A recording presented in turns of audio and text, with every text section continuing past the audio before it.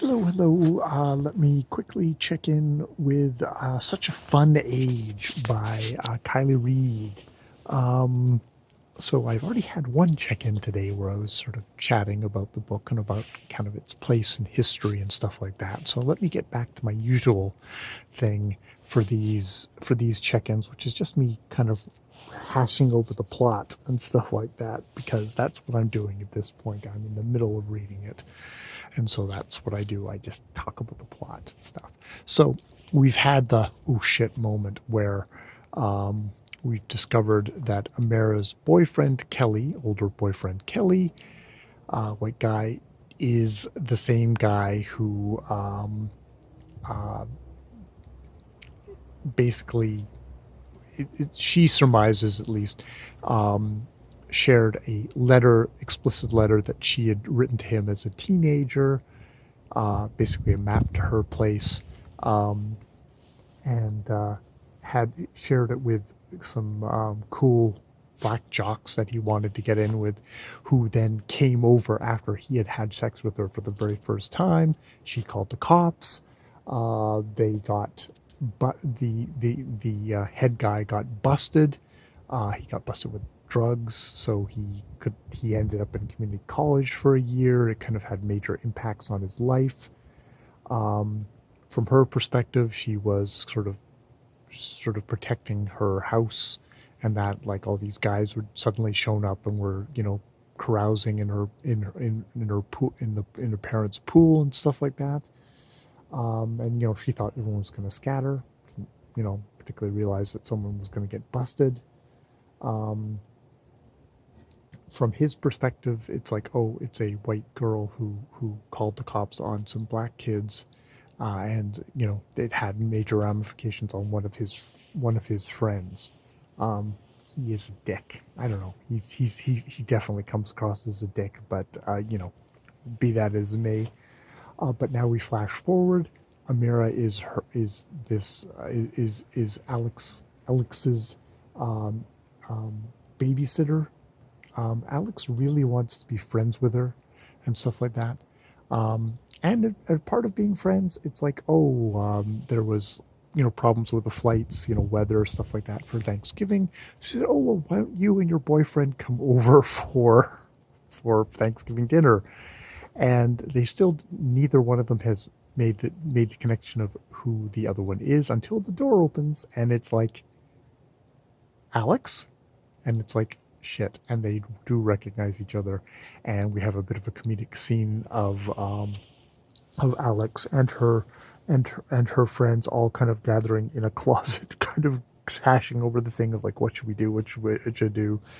um Kelly is an asshole. He's rude. um he says some biting things. Nothing explodes particularly. um after the thing, he says, you can't work for her. She's a racist. And she's like, she's using you. It's like, look, she's a white woman who wants to be my friend. I've had plenty of other Miss Chambers, because she's now Alex Chambers. I've had plenty of other ones. It's like it's nowhere different than the other. And he brings up that, like, oh, I filmed that thing again. This they sent you to this white store. You could totally get them on this. And it's like you are not. She comes out with a kind of a thing of rules. It's like, you are never going to talk to me about that videotape again. That for me to do that will have ramifications on my life. This will not affect Alex at all. This will fuck me up. You will not talk about this again. And he is chastened, but he honestly believes he's not like being malicious. He's a dick, but he's not being malicious. He honestly believes that Alex is no good. And it's, funnily enough, Alex is basically having the same conversation as, like, he's always fetishized black people. He's always wanted to be in with, like, the black athletes. She looks him up on Facebook, and it's like, yeah, sure enough, all his girlfriends are black women, um, and all that. He calls them his goddess or something like that.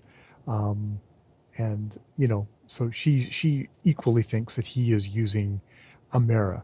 Neither one of them is particularly kind of consulted. In first impulse is to actually consult Amara about it, and indeed she finally does. Kind of Amara, who's really just trying to ignore, like, why are these white people trying to kind of shepherd me through all this bullshit. I mean, she also does get it from older black women. Like, Alec has a friend who's probably her age black, who is definitely like, well, we should get you into a graduate program. They can write you letters. We can help you. We can, it's like, I never said that I wanted to do any of this stuff, but you've apparently decided that I do. So she's getting it from, like, there's not generational. Well, I guess it's like it's they're 10 years or so older than her, and they just want to sort of mother parent her. It's just like, I've got my own ideas, even though they're not super clear.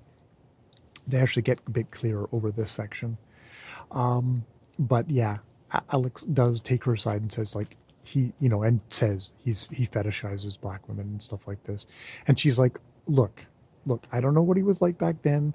I said stupid shit back then too, about, like, I thought all Japanese people were super smart, and I thought, and I said, that's so gay. And he, stuff like that. It's dumb stuff. I would never say that ever now. I've changed. I don't know what he was back then. I'm only dealing with who he is as a person now. You don't know who he is as a person now, other than he was a bit of an asshole at the party last night. Not last night, but a couple of days ago, he was a bit of an asshole. So thanks, but I'm taking Briar, her Alex's kid, off to the movies now. Bye. And Alex sort of loses it. She just bolts. She bolts. She goes. She confronts Kelly. Kelly, who then they both kind of bash heads over, kind of charging about this.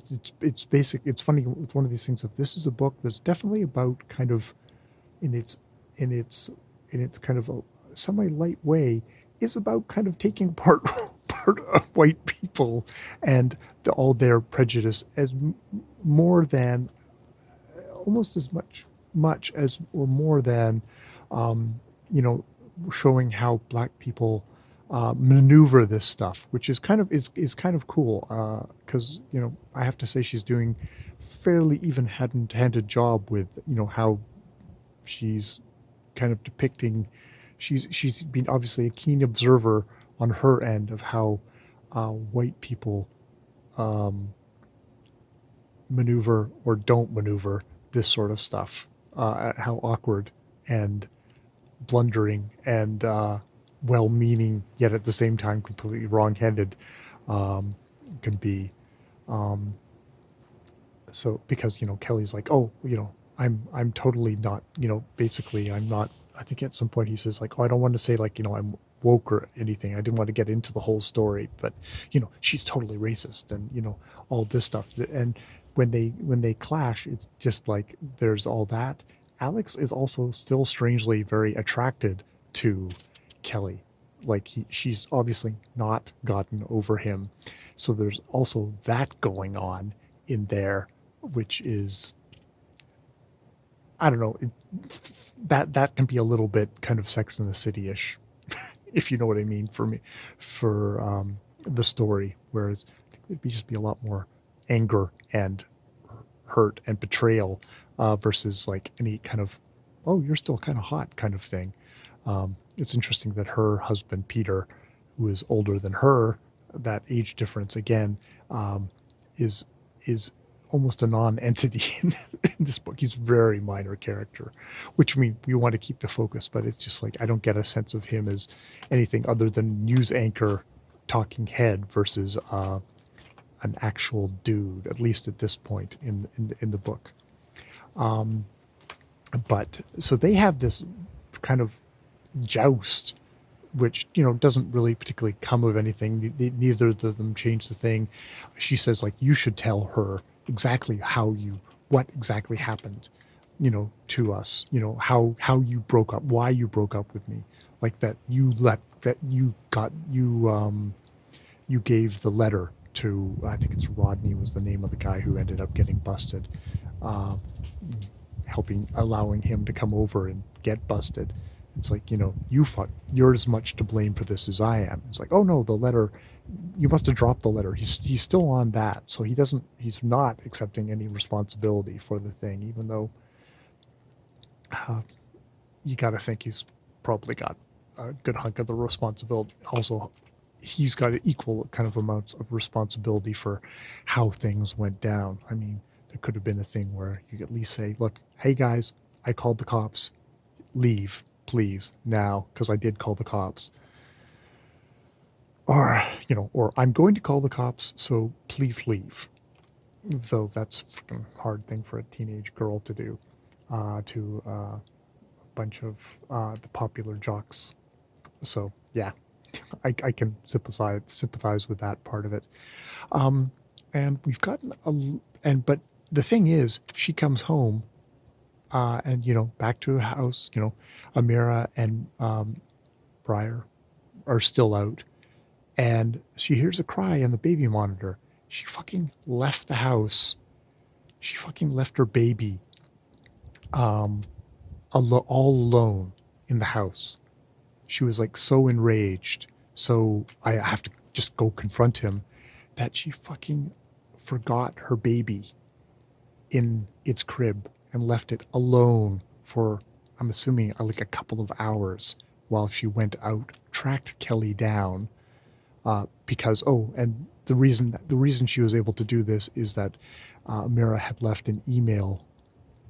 Well, no, actually, I think the other thing she did is the whole electronic thing again. Amira used her computer to do an email. She went into the email. She downloaded the videotape that Kelly had taken of the incident at the grocery store that kind of kicks this novel off.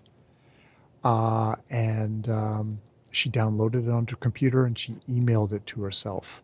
So she yet again completely violated Amira's privacy yet again, and all her snooping on Amira's texts and stuff like that. She knew where Kelly worked, so was able to track him down and confront him.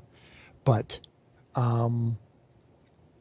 yes, she left her baby all alone, like an infant, newborn baby, fairly newborn baby, all fucking alone in the thing. It's just like, that's pretty fucking unhinged. That's pretty like, nothing happened, but wow, something could have happened. That's just freaking horrible. Horrible. It's interesting what you start judging a person on. Being an influencer and then just abandoning your baby for a couple of hours all on her own. Oh my God. And I've gone slightly into chapter 23 where Amira's definitely decided to move on.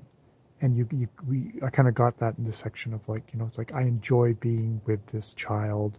I enjoy doing stuff, but like, this is the last time I'm going to be doing this. And she's been, with the help of her friends, she's been, applying for jobs, writing resumes, writing, application letters, and she's got her first job interview next week. Now the thing I can see fucking that up is this fucking videotape of this confrontation at the grocery store is going to get released by somebody probably white and fucking well-meaning, who's going to fuck her over that way, is my thought.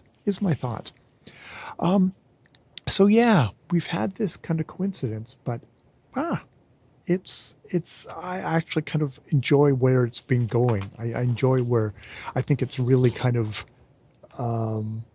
got me. It's really got me going. I'm really enjoying it. So I will leave it there. More videos later.